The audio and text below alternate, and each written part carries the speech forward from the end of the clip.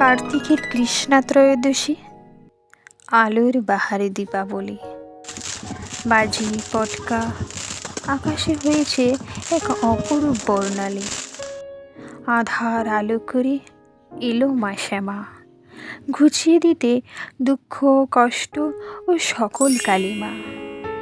কথিত পুরাণে ত্রেতা যুগ থেকে এই উৎসবের সূচনা। আজ কলিযুগেও এর কদর কম না।